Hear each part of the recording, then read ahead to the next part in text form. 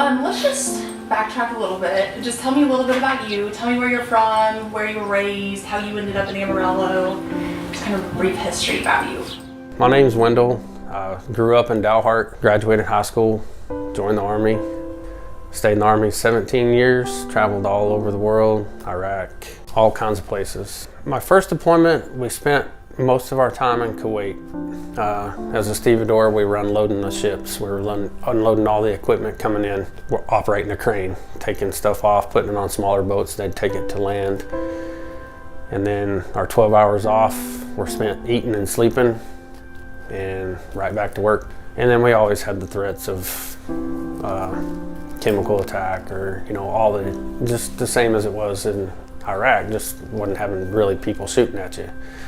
Our more concern was missiles coming in. After we got all the ships and all the equipment unloaded, we pushed forward into Iraq through convoy. I was only home for a year and a half and then I got deployed again. We were in Baghdad. My platoon company, we were in Baghdad.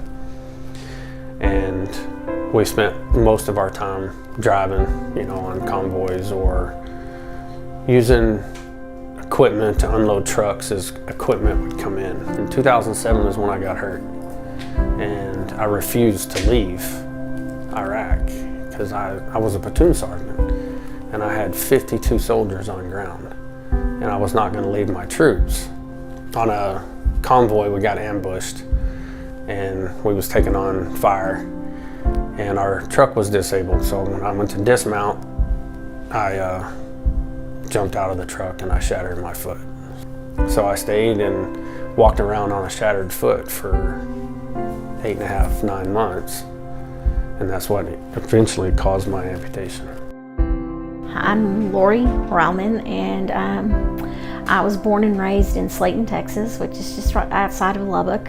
Had 2 daughters, Brianna and Krista, and when Wendell and I first got married, I didn't realize what PTSD was, and I knew that he had it. Knowing how to distinguish when he's having a bad day as to when he's having a good day, was hard, but I finally learned, how to do all that. Finally learned, when his PTSD was pretty high, when it's low, or when it was about to happen. The PTSD I think it hits different people different ways. Some people turn, to drugs and alcohol. Other people deal with it through anger.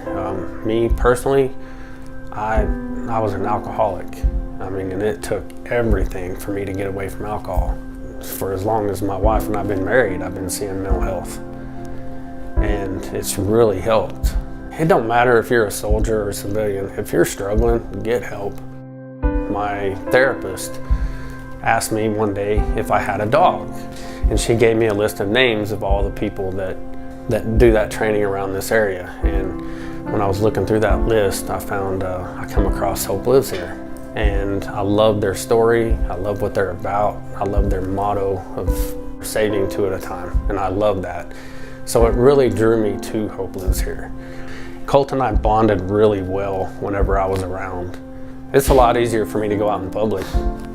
I can feel more relaxed because I know he's got my back. And it's like a little thing between Colt and I. He's got my 6, because that's what soldiers do for each other.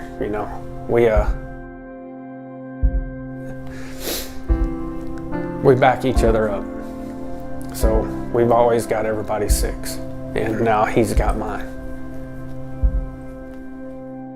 Colt has been like a silent partner for him in helping him deal with his PTSD.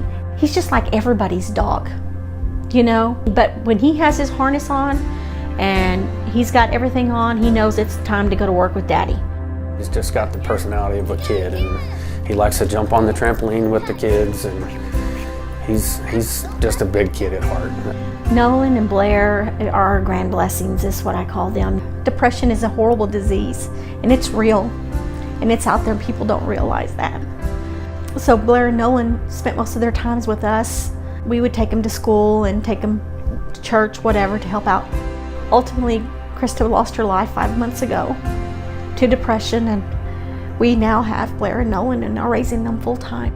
Hope Lives Here has done an amazing job. Both Cheyenne and Brooke have been amazing, but they really are just more than just people that run a business. During the death of our daughter here recently, we were out of town and Brooke came in and fed our animals, made sure they were in and out. She took care of them, didn't ask for anything. It was just like having family that we could rely on, and she helped us get through the toughest time of our life. They've become family to us. They're amazing. They go above and beyond what their job is for Hope Lives Here. They care about their families.